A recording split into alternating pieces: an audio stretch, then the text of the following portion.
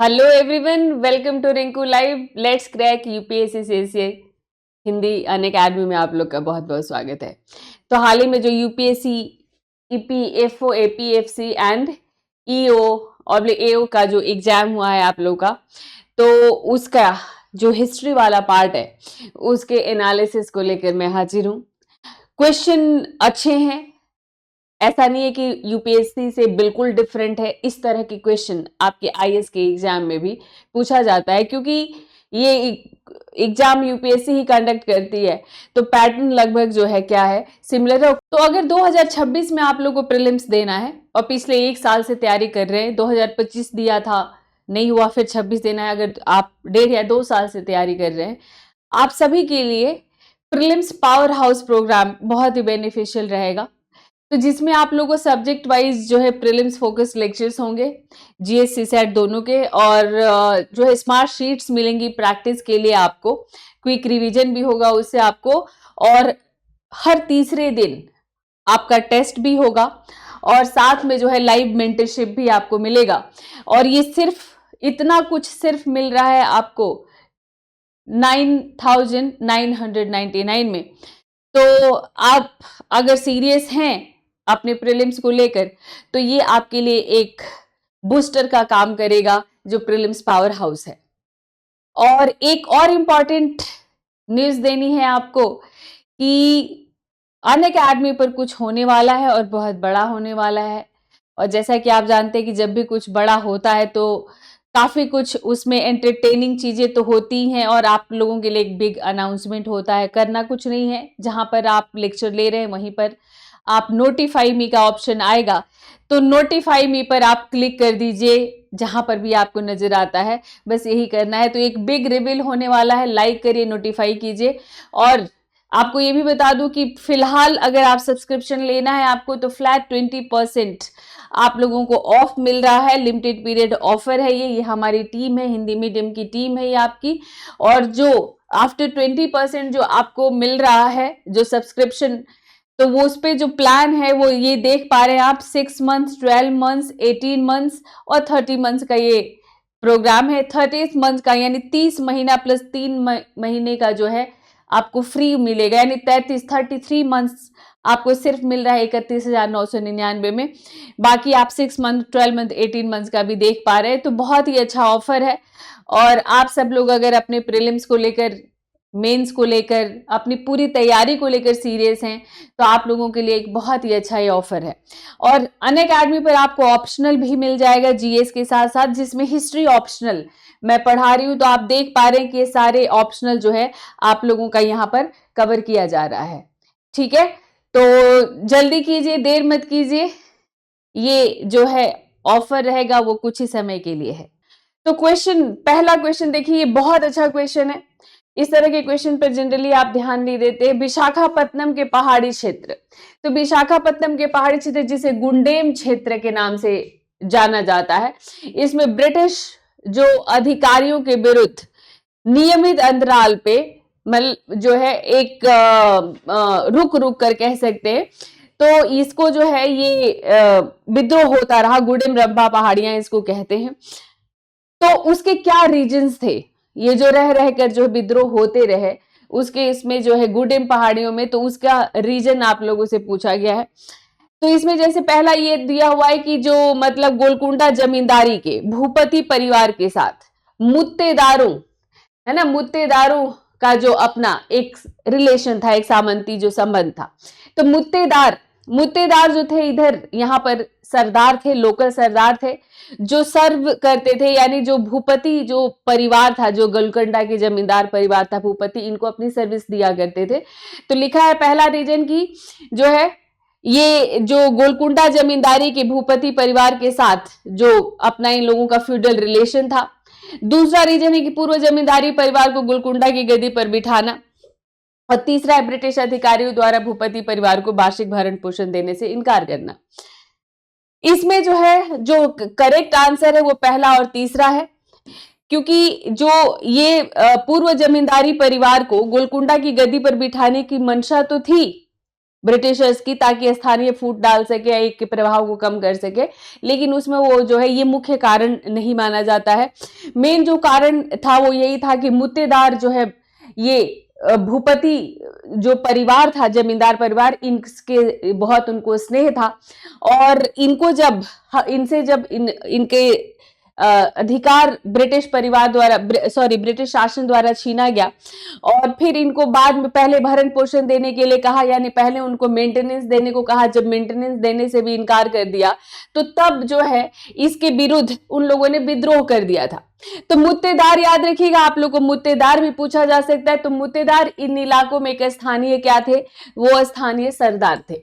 तो ये एक बहुत बढ़िया क्वेश्चन था। ये जैसा क्वेश्चन नंबर 2 आप देख रहे हैं, तो ये तो देखिए ये कॉमन पैटर्न है, मतलब कि लगभग हर एग्जाम में ये जो ट्राइबल रिबेलियंस हुए थे, जो जनजातीय विद्रोह हुए अगेंस्ट ब्रिटिश, तो और लोकल जमींदारों के अगेंस्ट भी कोई कोई विद्रोह रहे, तो उनको जो है अक्सर इनकी क्रोनोलॉजी आप लोगों से पूछी जाती है। तो इसको हम क्या कह सकते हैं, तो ये जो है एक कॉमन पैटर्न था। पहला वाला क्वेश्चन थोड़ा डिफरेंट था, थोड़ा टफ था, हालांकि वो भी रिबेलियन से ही था, और ये जो पैटर्न ये सबसे कॉमन है, कई सालों से इस तरह से क्वेश्चन पूछा जा रहा है। तो मतलब कि आपको क्रोनोलॉजी लगानी है, तो आपको राइट क्रोनोलॉजी लगानी है, यानी सबसे पहले कौन सा विद्रोह हुआ और उसके बाद से आप लोगों को ये सारा लगाना है। तो जैसा कि आप देख पा रहे हैं कि इसमें जो संथाल विद्रोह जो है सबसे पहले हुआ था, यानी दूसरा सबसे पहले, तो ये 1855-56 में हो गया था। फिर इसमें आएगा तीसरा खेरवार विद्रोह, खेरवार 1871 में हुआ था। और दक्कन यानी जो है बॉम्बे वाला जो क्षेत्र है, कपास उत्पादक जो किसान थे उनके द्वारा दक्कन विद्रोह हुआ था 1875, ये बहुत ही फेमस है। और रंपा, ये रंपा पहाड़िया वही जहां भी गुडेम की बात कर रहे थे, तो यहाँ पर भी विद्रोह होता, यहाँ पर भी रह के विद्रोह होता रहता, फितूरी कहते थे उस विद्रोह को। तो ये जो है इसमें क्या हो जाएगा, राइट आंसर हो जाएगा सी, दूसरा, तीसरा, पहला, चौथा। देखो ये एक ऐसा पैटर्न है कि अगर सारे विद्रोहों को याद कर लेते हो आप, तो आपसे अक्सर ये क्वेश्चन पूछा जाता है कि पहले से बाद तक राइट क्रोनोलॉजी लगाइए। तो आप लोगों के लिए ये एक फॉर श्योर जो है एक टॉपिक है जहां से आपको क्वेश्चन मिल ही जाता है, तो इसको आप लोग तैयार कर सकते हैं, हर एग्जाम में पूछा जाता है। तो ये देखिए ये सभी विद्रोहों का अपना जो है ये डेट है। फिर से मैं आपको बता दूं कि देखिए अभी जो है फ्लैश आपको 25% ऑफ मिल रहा है, और फिलहाल हमारा जो है ये ऑफर है। तो प्रीलिम्स 2026, मेंस 2026, मेंस 2027, तो ये जो है आप लोग को ये सारा जो है ये सारा ऑफर ये आप लोग का फिलहाल चल रहा है। थर्ड क्वेश्चन है आपका होम रूल आंदोलन के बारे में, इनमें से कौन सा स्टेटमेंट करेक्ट है अबाउट होम रूल मूवमेंट। तो जैसा कि हम जानते हैं कि होम रूल मूवमेंट जो है एनी बेसेंट और तिलक के द्वारा शुरू किया गया था। ये होम रूल मूवमेंट का आइडिया आयरलैंड से लिया गया था, और क्योंकि एनी बेसेंट एक आयरिश लेडी थी, तो उन्होंने जो है इसको तिलक के साथ डिस्कस किया था, शुरू किया था। ये पूरी तरह से कॉन्स्टिट्यूशनल संवैधानिक तरीके से ये किया गया था, इसमें वायलेंस नहीं था, वायलेंस या कोई भी रेवोल्यूशनरी एक्शन नहीं था। तो फर्स्ट स्टेटमेंट जो है क्या है, करेक्ट हो जाएगा। दूसरा ये है कि भाई दोनों ने अलग अलग होम रूल लीग्स बनाई, क्योंकि कुछ ऐसा कंफ्यूजन, मतलब कुछ ऐसा कंफ्यूजन नहीं, डिस्प्यूट सा था दोनों का, तो दोनों ने सोचा कि अलग अलग लीग बनाकर करते हैं, तो दोनों ने अलग अलग लीग बनाकर काम किया, तो जो है इसलिए दूसरा भी करेक्ट है। पर तीसरा ये कह रहा है कि एनी बेसेंट ने अपनी गतिविधियों को, उन्होंने अपने एक्टिविटीज को कन्फाइंड रखा, कहां तक, तो सिर्फ बॉम्बे प्रेसिडेंसी और मध्य प्रांत मध्य प्रदेश को कहते थे, मध्य प्रदेश तक, और शेष भारत जो रेस्ट इंडिया था वो लोकमान्य तिलक के अधीन छोड़ दिया। तो ये बिल्कुल उल्टा लिखा हुआ है।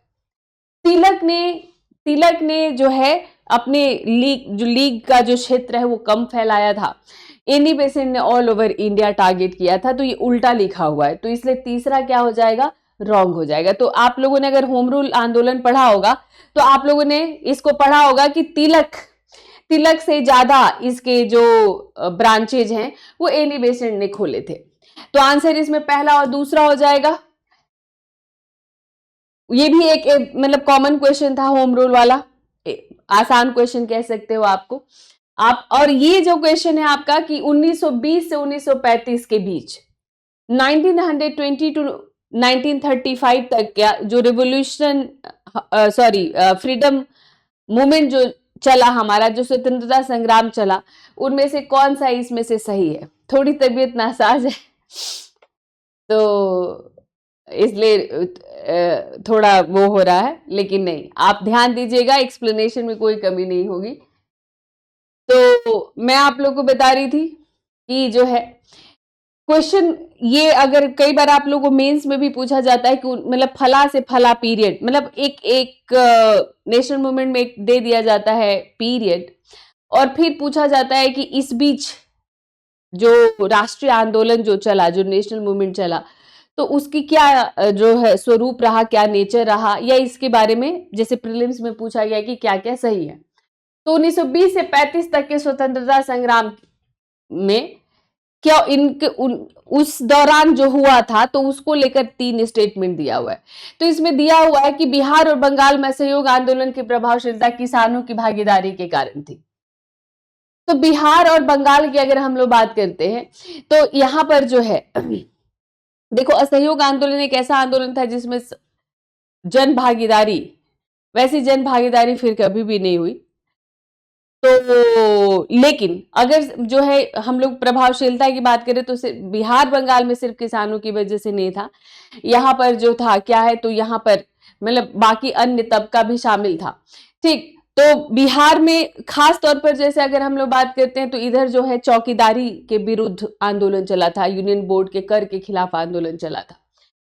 तो दूसरा इसमें करेक्ट है, क्योंकि बिहार में किसान सभा के बैनर तले बागान मालिकों के विरुद्ध लोग संगठित हुए थे। किसान सभा बनाया था श्रद्धानंद स्वामी ने, और उनके नेतृत्व में सब इकट्ठे हुए थे। तीसरा स्टेटमेंट कि बंगाल के मिदनापुर में महिष्य किसानों ने, वहां के एक स्थानीय नेता थे वीरेंद्र नाथ ससमल के नेतृत्व में यूनियन बोर्ड के करों के विरुद्ध उन्होंने रैली निकाली थी। यूनियन बोर्ड क्या था कि एक म्यूनिसिपैलिटी टैक्स काइंड ऑफ था, जो कि अंग्रेजी सरकार वसूला करती थी। चौकीदारी टैक्स और यूनियन बोर्ड के टैक्स के खिलाफ अक्सर लोग नाराज रहते थे, क्योंकि पहले से ही वो लगान भी चुका रहे होते थे। तो इसमें जो है दूसरा और तीसरा करेक्ट है। ठीक, तो ये जो है, ये इस क्वेश्चन को हम बहुत टफ नहीं कहेंगे, बहुत आसान भी नहीं कहेंगे। जो ये क्वेश्चन था, ये आप लोगों का जो है एक बीच का क्वेश्चन था। तो जब आप पढ़ते हैं तो आपको ये पता रहता है, नेशनल मूवमेंट जब आप पूरा कवर करेंगे तो आपको जो है ये सारा पता रहेगा। मतलब ऐसा नहीं है, ध्यान से पढ़ेंगे तो आपको ये सब पता रहेगा। अब आपका कल्चर से क्वेश्चन आ गया है कि भरत का नाट्य शास्त्र, तो भरत मुनि का नाट्य शास्त्र, जो कि हमारे यहाँ पर जितने भी हमारे यहाँ पर जो है कलाएं हैं, ललित कला हो, है ना, या म्यूजिक, डांस, जितने भी कलाएं हैं, उन सब का जो है सोर्स भारत में हमारा सबसे प्राचीनतम स्रोत नाट्य शास्त्र रहा है। और इसी के आधार पर एक तरह से सभी क्लासिकल डांस, म्यूजिक, पेंटिंग वगैरह हमारे यहाँ पे, ड्रामा, नाटक, ये सब चलता है। तो इसमें पहला स्टेटमेंट है कि विद्वानों द्वारा इसे 2री शताब्दी ईसा पूर्व और 2री शताब्दी ईस्वी के बीच माना जाता है। भरत मुनि माइथोलॉजिकल कैरेक्टर हैं, और कुछ लोग कहते हैं कि ब्रह्मा जी के पुत्र थे, लेकिन जो कंपोज किया गया है ये नाट्य शास्त्र, तो इसको इसी पीरियड में माना जाता है। तो इसलिए जो पहला करेक्ट है कि जैसे जो स्कॉलर्स हैं उसको ये जो है 2nd सेंचुरी बीसी से लेकर 2nd सेंचुरी के बीच में मानते हैं। और इसमें सब कुछ है, इसमें जो है डांस है, ड्रामा है, म्यूजिक है ना, वोकल म्यूजिक है, इंस्ट्रूमेंटल म्यूजिक है, मीम्स है, सब कुछ है इसमें। मैं कहती हूँ कि हमारे यहाँ पर जितने भी तरह के आर्ट हैं, कलाएं हैं, उसका जो है ये सोर्स है नाट्य शास्त्र। तो सेकेंड स्टेटमेंट भी करेक्ट है। तीसरा स्टेटमेंट पूछा है कि इसका क्षेत्र अरस्तु की पोएटिक्स, जो इसका निकटतम प्राचीन यूनानी समकक्ष है, की तुलना में कम व्यापक है। देखिए, थर्ड स्टेटमेंट को अगर हम लोग बात करें, अरस्तु ग्रीक फिलोसोफर थे, और दोनों में कोई ऐसा जो है बहुत निकटतम का जो है ये एक तो संबंध नहीं है। दूसरा ये है कि जो है हम दोनों में कुछ समानताएं हैं, लेकिन दोनों का जो थीम है, जो विषय है, वो एकदम अलग अलग है। तो जहां पर अरस्तु का जो है बेस्ड है किस पर, फिलॉसफी पर, ये बेस्ड है आर्ट पर। तो इसलिए दोनों में कोई बहुत सिमिलैरिटी नहीं है, इसलिए थर्ड स्टेटमेंट आपका गलत हो जाएगा। तो इसमें आंसर है पहला और दूसरा। तो ये भी एक अच्छा क्वेश्चन है। अरस्तु के साथ मिलाकर इन्होंने जो है, अरस्तु के साथ मिलाकर इस क्वेश्चन को इन लोगों ने बेटर कर दिया है, नहीं तो ये क्वेश्चन एकदम साफ था। तो फिर से मैं आपको याद दिला दूं, सब्सक्रिप्शन प्लान आप देख पा रहे हैं हमारे पीछे एकदम 25% आप लोग को ऑफ मिल रहा है। तो आफ्टर 25% जो फीस है वो आप देख पा रहे हैं लिखा हुआ है। जिनको भी करना है 26, 27, 28 अपना तुरंत जो है प्लान कर लीजिए। ये एक इजी क्वेश्चन है कि भीमबेटका के जो केव्स हैं उनको किसने डिस्कवर किया। तो ये बहुत ही कॉमन क्वेश्चन है, आपके एनसीईआरटी से लेकर तमाम सोर्सेज में आपको ये देखने को मिलता है। तो ये वीएस वाकणकर है।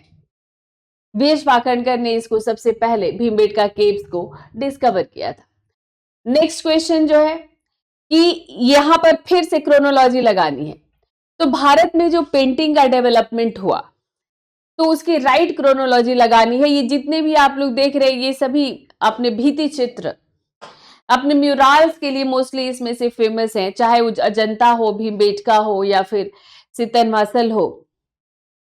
बृहदेश्वर मंदिर की दीवारों पर भी हम लोग को मिलता है। तो सबसे पहले, तो अगर सबसे पहले इसमें राइट क्रोनोलॉजी लगानी है आपको, तो ये आप कर पा रहे होंगे। ये भी एक मॉडरेट क्वेश्चन है।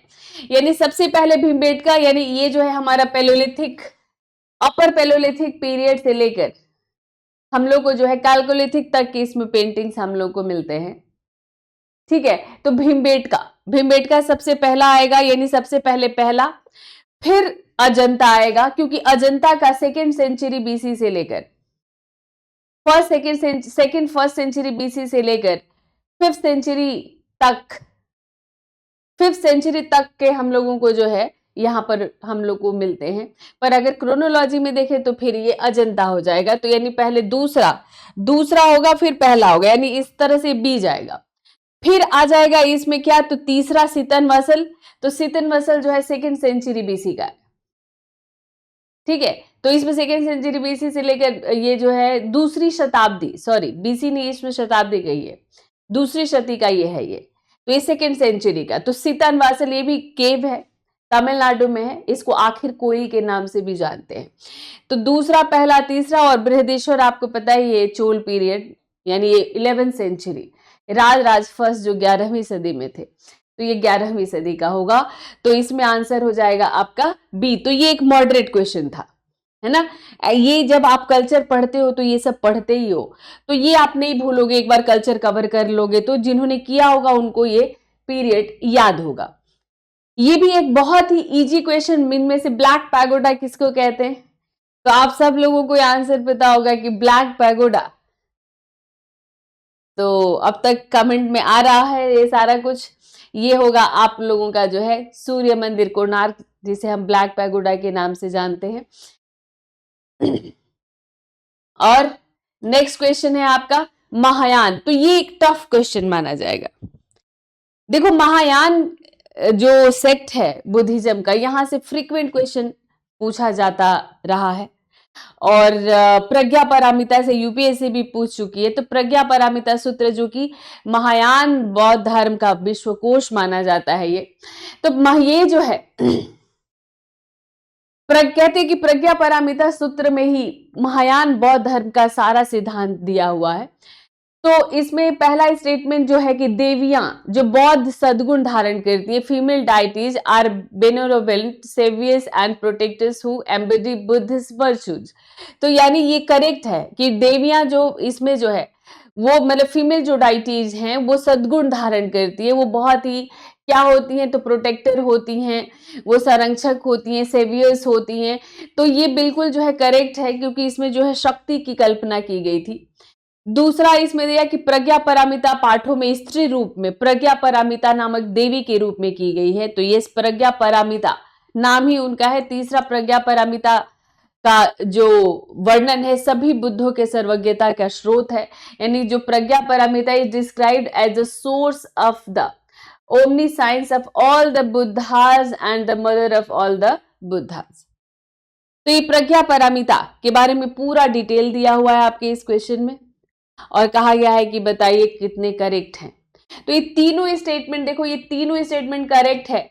तो प्रज्ञा पारमिता सूत्र एक टेक्स्ट है, बुद्धिस्ट टेक्स्ट है, माना जाता है कि इसे नागार्जुन ने लिखा है। और उसमें जो प्रज्ञा पारमिता है, तो प्रज्ञा पारमिता को एक देवी माना गया है, और इसके पाठों में जो है एक स्त्री रूप में ही इनका वो किया गया है,